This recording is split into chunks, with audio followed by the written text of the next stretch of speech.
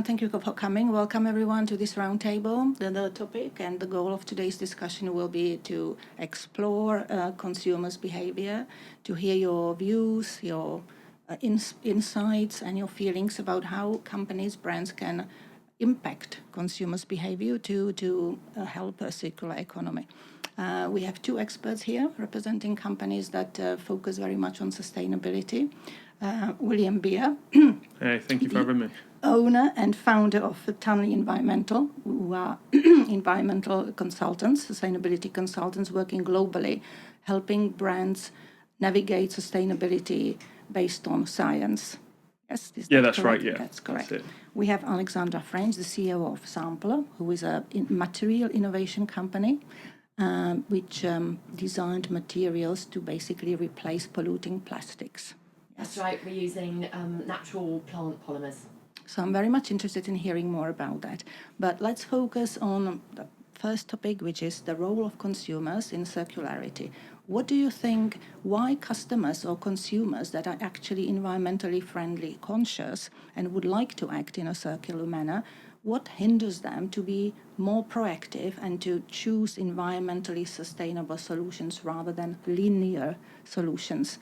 What do you think are the blockers? Is it the laziness or convenience or inconvenience or price or legislation, lack of infrastructure? What do you think is the main blocker?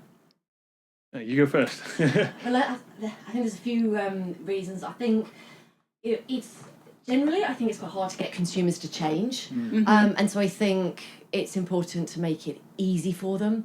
And there's a few things there. You said to make it easy, I think it's got to be really clear.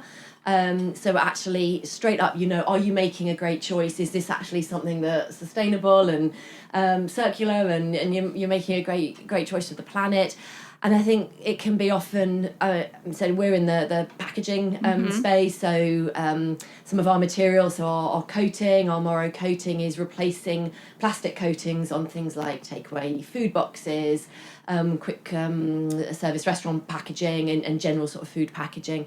And, we see a lot out there that's making claims that just frankly we know isn't true. So it might say it's compostable.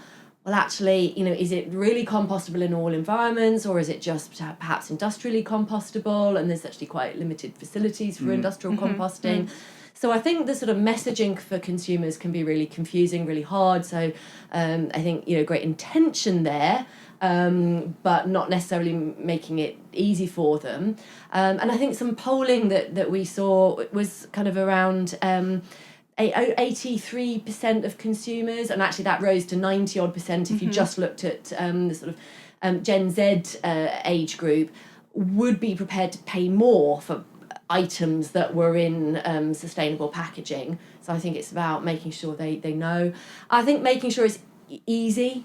I think convenience will never go away. I mean, there are some things where reuse and taking your own items to refill works, but there are other things where you need the convenience of single use, and I think that's where technologies like ours can replace single-use plastic, giving the performance of plastic, giving the convenience, but without any of the end of life, because our materials, they can either go into the standard paper recycling streams, or they're compostable, home compostable, fully biodegradable in any environment. If they end up in sort of soil, freshwater, marine water, they will just break down back to their starting plant polymer materials.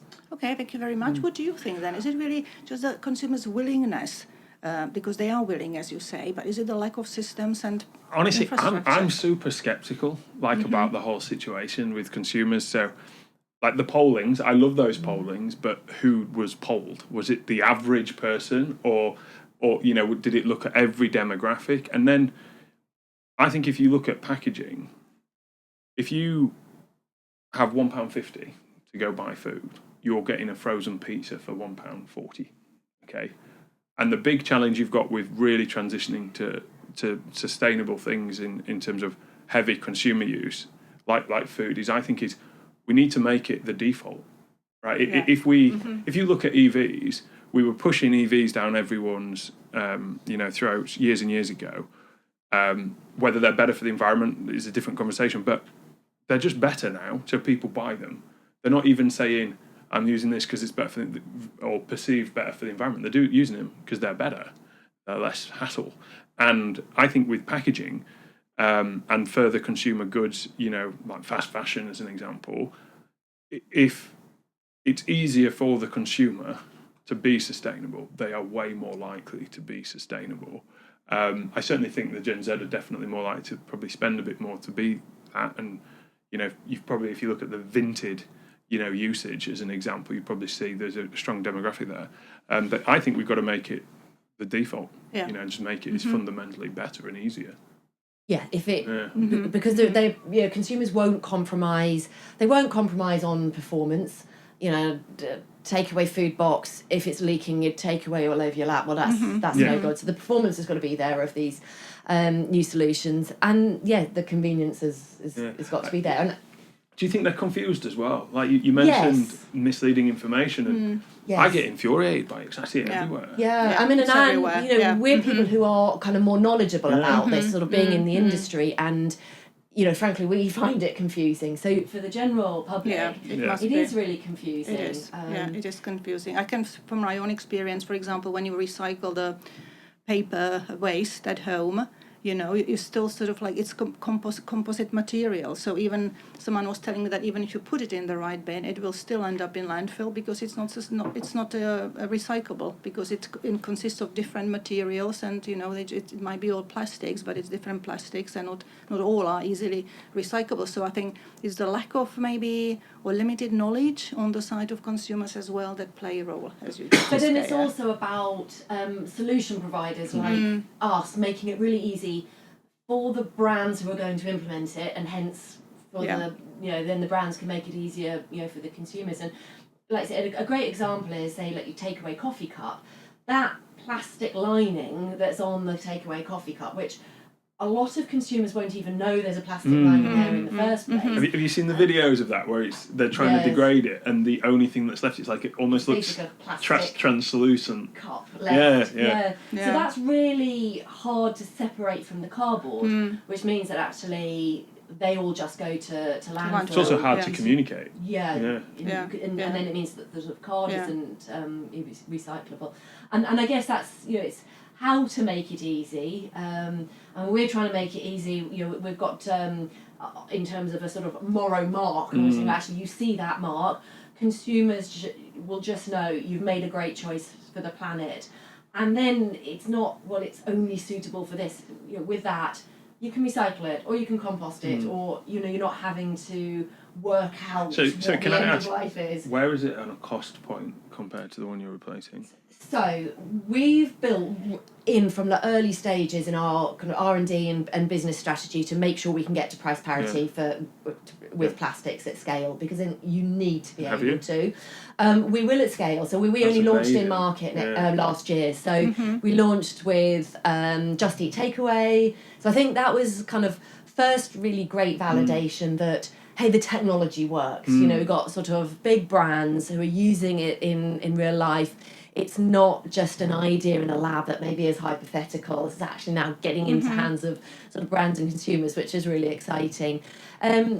Obviously, in sort of UK, Europe, you've got taxes and tariffs and things like packaging waste regulation and all these sorts of things coming along that mean even you can get to sort of price parity when you take into account tariffs and the whole sort of cost of sort of in-use cost, but we've got to be able to get to price parity when even without legislation, and that's very much what we're doing. But then it becomes a no-brainer. Yeah, exactly. People just use it. If you've got the performance there and you can get to price parity, so we're making some process improvements, enhancements, but I think we've got a pretty clear roadmap of how to get there. Sorry to interrupt you. Can you just tell us a little, in just a few words, the advantages or the characteristics of that material, particularly? Where is it used, or what is the difference between that one and like a common everyday plastic? So we're using plant polymers, and we're quite focused on plant proteins. We use a lot of plant protein. And the really important thing is that we're taking that plant protein. It's a material that's found in nature, so it's it's edible. It's, you know, there's nothing harmful about it, and we don't do anything chemical to it. It's all about the clever part of the technology is how we unfold the protein sort of structure and then refold it again to create really great functional performance, and then the barrier performance. So things like grease barrier, water barrier, the sorts of sort of barrier properties you need if you're going to move away from plastic packaging to paper, which then needs coating, so you get the barrier performance. Because we're not doing anything chemical to it, it means it's completely biodegradable. End of life, it will just break down in any environment back to its starting plant materials. So it's leaving nothing harmful behind. So that's a really big difference, because plastics, as we know, just stay in the environment for hundreds of years. And actually I read a paper recently that was really interesting. It says there's an estimated 8 billion tonnes of plastics and microplastics in the environment right now, which is 80% of all the plastic ever produced since the 1950s, when it sort of really took off, which is quite staggering. So, you know, we've got to stop just creating more plastic and thinking the answer is just, you know, keep on using that plastic. Not very much of plastic gets recycled, less than 10%. So yeah, fully biodegradable. It's completely plastic free.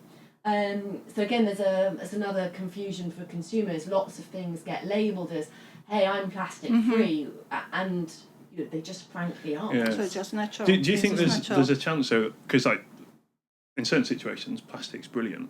I'll give you an example. I know. There's useful plastic. Yeah. So I know a great company called Waterhaul, and they collect ghost fishing gear, right? So they collect, you know, discarded fishing nets, and they convert that into pellets, and people buy that to use as their plastic. So I also think we've got to not just be better at removing plastic, we have to be better at dealing with the plastic that we have, and being more circular with that as well. And also some things don't need, you know, they're over-engineered, and who needs their coffee cup to last hundreds of years? I mean, I drink a lot of coffee. But from a proper cup like this. You just don't need that sort of functionality. And I think that's another thing in terms of mindset in the industry. When you're trying to create that change, you know, we'll often get a packaging company saying, we need it to do exactly what the plastic does. But that is often over-engineered, and you do not need it to hold your coffee for years and years and years, you know, minutes, hours, maybe overnight if you put something in the fridge, but it's kind of getting this mindset changed as and well. William, how difficult is it to convince brands and companies to actually focus more on sustainability, because that is the focus of your company, to have them navigate? And for example, would it be difficult to convince them to use materials like Alexandra described here? Honestly, I think getting them to use your materials is the easy part, actually, because it's when you make it a no-brainer and there's a value add and it's at a price parity, like that's the easy conversation. The hard part we find is get them to even investigate in the first place. Yes, exactly. We've generally got a few types of customers. One is they want sustainability to be what I call like a thread through the business. The same way, you might treat quality. It starts, in how the car park looks all the way through to how stuff leaves the business. And they're amazing. They're not just looking at carbon, they look at biodiversity, water, pollution, plastic, all sorts of stuff they look at, not just focusing on like one thing. And then we have a lot of customers where they haven't got a choice. They want to be part of a framework. Like you see with frameworks, you need to have a quality management system, might be one. Others might be you've got to have a sustainability plan or a certain EcoVadis rating or that kind of thing. So they're sort of being pushed, but they look at it like, well, we're going to have more orders if we have this, so we'll do it. So being pushed by... Well, as an example... Their customers, consumers, who's kind of where the driver's really coming from, do you think? Honestly, we've not done many where it's driven by the consumer. Like, really, because the consumer can be noisy, but yet, if you look at the demographic of people that use fast fashion retailers, they're the Gen Z as well. So, we can say they're pushing it, but the reality is they're pushing both sides pretty equally. We find, if you look at like National Rail, to be on National Rail frameworks, they've got a whole host of sustainability requirements. If you want to do a contract with NHS, you've got a policy procurement notice you have to comply with to do with measuring your your carbon footprint in that case. So those frameworks, they push it, and then what ultimately happens is the end user gets it without realising they even asked for it. We've seen that, but we have got a lot of customers where, like your product, I should introduce to them really, because they probably just love it. It wouldn't even be a question for them. It actually becomes more of a purchasing decision. That's right. And that's to me is the most exciting way to get people to be sustainable. Yes. It's better in every way. Off you go. Yes. And I think, often with because we say ourselves as, our role is to provide the solutions so that, brands and industry can then make the change, because they can't if there isn't an alternative. If plastic's the only thing that can do the job, they're a bit stuck, and if, legislation is driving change or their own sustainability goals or consumer pressure, whatever it is, we've got to be able to give those solutions. And I think often, the new materials, people just don't know about them yet. Most people, you talk about natural polymers, it's not something that people have heard of. Plastics, everyone's You should heard probably of. just call it natural plastic. But it definitely is. I know. And that's the challenge, because of things being claimed they're plastic free when they're not. And we're doing quite a lot of work to try and get a global standard put in place that recognises sort of truly plastic free. To really, coming back to the sort of confusion point, helping brands, industry then really know that something is or isn't plastic, because that just doesn't exist. And it would, we've done a lot of work with National Physical Laboratory, because we wanted that external validation, because we'll get customers saying to us, "Oh, you're saying it's plastic free, but and we sort of believe you, but where's the external evidence? Substantiate, validate your claims." And there were things like the Green Claims Code that the it's kind of laughable government because was going to bring in, but that sort of died to death, where you were going to really have to sort of substantiate your claims. I think the thing with that though on the Green Claims Code is so many people breach it. It's not enforceable, because when they'd be locked up, there'd be queues to court forever. Yes. Through the system. So it's a lot about communication and making things clear, and also about like you mentioned here before, that sustainable solutions should be made default. So even if it limits customers or consumers' choice, it's just the default product or packaging, and it just makes it easier for the consumers. They don't then have to decide or read labels or be informed or communicated to about it. They just say, this is it, and you buy it, and that's it. So do you think this is the way forward, just to make it a default? I think it's honestly, I think it's the only way. That's the only way. Yeah. I think if it's got to be sort of almost invisible to the consumer. That's right. Yeah. Mm-hmm. And like say, it's just there. I mean, you want, when you're ordering your Friday night takeaway, you might want to choose, do you want extra spicy, or do you want this sauce, do you want that? But you don't want to be choosing what your packaging's made from. That just needs to be there, invisible, embedded, and I think that's the way to make it really successful. So that's the way to go forward, just to help companies, brands to implement these systems and infrastructure to actually help consumers to behave in a circular manner. The one thing I do think is important though, because we've seen this lots of times, is where there's a claim something's better for the environment and it isn't. It is important that sustainability is not just one thing and the whole thing's looked at. So how much water's needed for this versus that, because it can be, exceptionally complicated to say, okay, this is more sustainable than that. But that one's from fossil fuel. It can't be more sustainable. But the situation where it might actually be, because it's got a lower energy intensity or water footprint, or, hasn't created deforestation, depending on where it's from, and versus the other thing. So I do think it's important. I'd be interested though on yours. Are you going for pharmaceutical approval? No, so because that's got so much plastic in that industry. Right now, our products are suitable for we're targeting sort of like food service. So that's what we've launched with, and then sort of building the technology for then longer shelf life, so higher barrier for longer shelf life for supermarket packaging, personal home care packaging. And so is it just focus on Britain or worldwide or Europe-wide? Worldwide. So initially, launched UK, Europe, really driven by legislation. But just before Christmas, we announced a big partnership in Japan with a big Japanese manufacturer, because we license our technology. So we're doing all the materials innovation and all the sort of clever science. And because one of the things, and you touched on it earlier, is it's got to also be able to scale. If you can't make it scale, you'll never get to the costs you need. Well, you're also going to deliver more value quicker if you license it. Exactly. So looking at how we could scale quickly, and again thinking about that really early on in our journey as a company, because we spun out of the university 2018, but we really only had our first employee 2020. So we were relatively sort of young, still quite sort of small company, but we've scaled so through license partner. First one being in the UK for UK and Europe. They've invested and commissioned a factory that will have up to 10,000 tonnes of capacity of coating. So that's significant, big volume. And I think one, about getting to scale so you can get to the right economics, but also the big players in the market and the big food service giants and the big packaging players. They want to be able to see they can get it at scale. If they're going to invest the time in testing and making a switch, there's no point if it's, this is a small lab operation and we can't get to the scale we need. Yeah.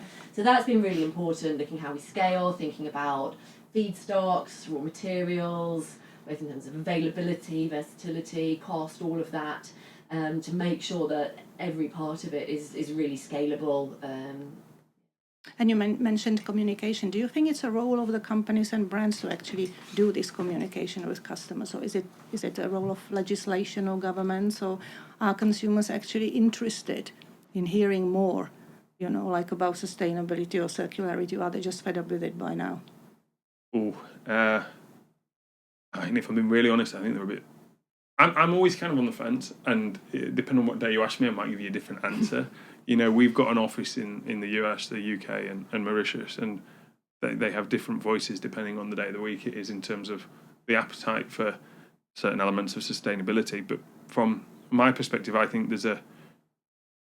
I think assuming it's the consumer that's going to be pushing it is probably the poor way to go about it, because if you get 1 million people and 1,000 of them are very, very noisy, you're going to hear, but it may not be reflective of the actual whole audience you're trying to get to. So I'm still really firm that just if you've got the best product and it happens to be good for the environment, that's like an added perk. It's not like I'm not going out my way to do it. And if you think for the vast majority of people in the UK, the weekly food shop is incredibly damaging for their finances. They're not really going in there thinking which is the most sustainable for me to get. Now, a few people might be, but they're not the vast majority. So for the vast majority to adopt, I think it just needs to become the default. Yeah, I agree. Better for everyone. Yeah, I do think that there are consumers are valuing brands that really focus on sustainability and sustainable packaging more and more. So I kind of guess sort of trying to be a bit. I think, but I expect the brands to do the hard work, basically the research, communication, manufacturing, the brands have everything. to make it easy for the consumer. That's right. Yeah. Yeah. I mean, definitely. Yeah, because if you look at a lot of the big people, they are shouting about what they're doing all of the time, every day of the week. So I think if you think of, without naming them, some fashion brands that are incredibly active in the sustainability place, their environmental footprint is still going up. Okay, and they released the annual reports that say that, but they're selling more. But they're like the top, 100% of that industry. For us to penetrate that whole industry, I think we just need sustainability to be the best solution. But but sustainability being the added benefit, the cherry on the cake that was already the default. And if you look at how energy in the UK is changing, sustainable solutions are becoming more and more just the default because it's cheaper. So I do think it's a huge driver for the products being better that are sustainable, but it's not certainly people shouting won't hurt. I just don't think it will penetrate the whole market. How long do you think it will take for these sort of solutions and products to become mainstream and default. In terms of solutions like yours, I think They're already in already the are. market. They already Yeah, are. yeah. Like Okay. This is I think now. you That's do great. you do your few really big pilots, and before you know it, your phone's just going all the time. So I think that type of thing's huge. But again, if you look at the packaging industry, pharma is an enormous market in packaging, so we still have to find solutions for that. And then if we also still need to allow value in plastics where they're really suitable. So for example, in a lot of houses now, the 10 mil piping to radiators and things is plastic. Everyone might say, well, it's terrible, it's plastic. Like, well, it's 100% recycled plastic. I've been to some of these factories, so And it's not you're not changing. it's not mass single every use. day. No, you're not. It's there for quite different 100 years. from something like packaging. 100% different. So I think packaging's a really wonderful place. Probably a really exciting job for you at the moment. It is Yeah, really exciting, yeah, and yeah, it it's is a important, big yeah. portion of the plastic pollution. Yeah, comes from packaging. absolutely. Yeah. So from that perspective, that 80 billion tons or whatever you mentioned is probably a huge. 8 billion. 8 billion. Sort of in the environment, and I think what's 400 million tons-ish every year of plastic being produced, and I think a third more is packaging, something like that. So it's huge. a huge portion of That's it. huge, yeah. And mostly single use. So that's where we're focused on those sort of single use, really hard to recycle, invisible plastics. We haven't talked about hidden microplastics and things like That's another issue. Detergent, personal home care products, which is another area we sort of tackle. Because we were also talking before it started recording about just not having packaging. Like, there's some things where you're like, does it really need? Well, really need that? That's an interesting topic as well. Yeah. And we've explored that in terms of actually, as well as your new materials, like I said, natural polymers, replacing plastic and giving the sort of same functionality of plastic. Can they do more than that? And actually, one of the things that we do is edible packaging. So you essentially eliminate your packaging altogether. If you think things like, maybe the wrapping of a stock cube. A lot's been done seaweed for that, hasn't it? Some marathons have got like chewable water balls where the outside was made from algae or seaweed. That's I think. a seaweed-based product. That's cool. Yeah. So we did work with Gusto, so all this, those sort of home delivery kits, lots of sort of single-use, individually wrapped items, again for convenience, and did work with Gusto where they wrapped all the stock cubes in our edible film, and literally you drop the whole thing into your hot water, the packaging dissolves, it's all but it edible. Makes it easier for the grade. consumer as well. Yeah, it's quite novel, it's quite fun, Yeah. you're not having to remove the packaging, so that's kind of to your point, almost eliminating the packaging altogether in that sort of primary packaging. That's a good idea, because we were talking about like maybe the best solution would be to use cups like this, that can be used hundreds of times. You don't need single-use I must plastics admit, at though, all. in terms of the consumer behaviours, one thing I have noticed, Tunley's been going since, I started working on it in 2016, so quite a long time now. Just the amount of reused mugs you see people walking around town with now, that is definitely like someone has thought to them. It started to become part of maybe their home culture. It's like, no, that is true. We're using. I've got one in my bag, so I think. But you see them everywhere now. But you didn't used to. No, and I think we haven't sort of spoken about this yet, but one of the things I think where consumer voice is going to be stronger is around not only the sort of impact on the planet of plastic pollution, but human health impact. That's huge. That is a very strong message. A consumer, it's really emotional. You're reading stuff about microplastics in your body and the kind of damage this might be doing. That, I think, it's if you're a consumer, you've forgotten your reusable mug, because we all do it time to time with good intentions. You forget it. You think, okay, it won't hurt. I'll just get a takeaway plastic lined one this time, and you can sort of forget about it when you've disposed of it and it's gone, and you sort of forget about the environmental impact. If you're thinking, maybe this is having an impact on my own personal health, I think that's going to be really strong, just as, more research, more information gets So available. that aspect can actually motivate circular behaviour as well. Yes. Like everybody's health, and it's healthy for me, so I will just promote it. So that's an interesting thing. That might also drive down consumerism of stuff that's really not needed. Yes, exactly. Yeah. Because until recently, it's always been plastic pollution for the planet, and I think it's a much more recent thing on the sort of human health aspect as well as planetary health. Yeah, I mean, thinking of it, I trying to be really healthy as I've got older. I can't remember the last time I had an energy drink. I bet it's 10 years. So I'm thinking, how many cans have I not used for single use? Now, they more likely to be recycled than plastic, but even so, Still plastic coatings on some of those things still. And So things are changing, actually, aren't they? The Yeah. progress is bad. And what is your personal experience, if I may ask? What brought you to this topic of sustainability, to set up your own company, to do the research? What is your passion about it? Where do you see your future, and so what do you think? Ooh, do you want to go first? I can go first. So, well, I guess right from I'm a scientist in my distant past, so did a chemistry degree, and then I started out life as a scientist, and I was involved in sort of sustainable technologies right from day one. So I spent a lot of time in the automotive industry. I was designing new coatings for catalytic converters for cars. So the whole sort of emission control and reducing emissions from vehicles.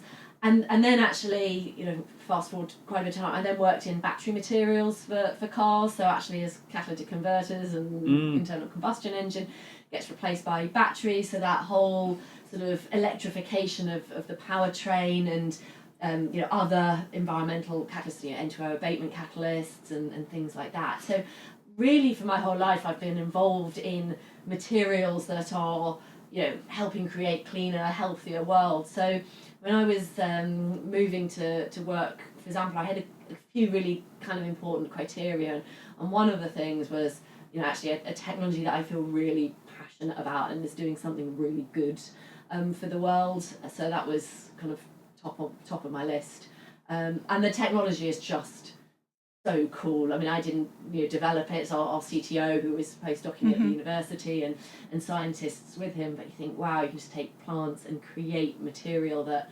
behaves like plastic, but just doesn't have any of the end of life. Yeah, great, amazing. Thank you. Well, mine was actually quite similar. So I did a PhD that reduced the amount of heavy metals that got into the water table. So that led me, my first degree was engineering, and that led me into sort of fast track my career, became an engineering manager, and whilst I was managing a big team in India and the UK, I started working on Tunley, and in our first guys we were just trying to make engineering departments more efficient, and it led into, from making them more efficient and better for the environment, it led into sustainability assessment support, and really, because a lot of companies, they struggle with sustainability because they might know kind of where to start, but they don't really know what to do then, and sometimes it just needs a massive injection of energy to really get it up to the point where it delivers any real value for them. And it took off from there. I mean, in terms of the future, I love Tunley. I've got a couple of other companies that I do as well, and they're all to do with making the environment better. And I think I'm privately, away from Tunley, I'm quite interested in food. And I think we're quite naive about where food comes from. And I really like the idea of making food production better for the environment than it is.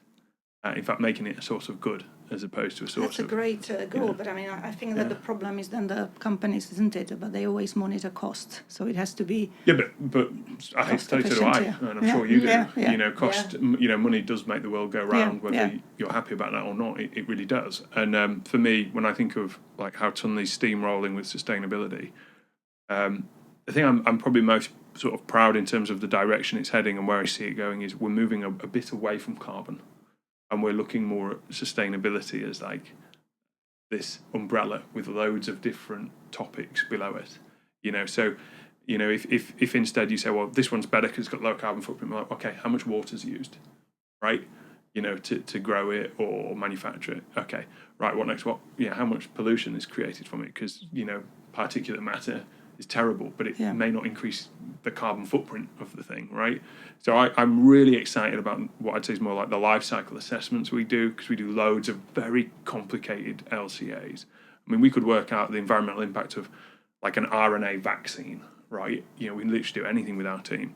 And I'm so excited about the future of more sort of sustainability strategies over crap, I need a net zero plan to win this tender. I want it to be, no, sustainability is a theme through the businesses we work with, and I'm Great. really passionate about how that's progressing. And Great, I it's think nice to amazing. hear. Great to hear. Yeah, great to hear. I think there's two nice angles, because it's, as a business, we think about how are we kind of operating within our facilities, sustainably, energy usage and all of that.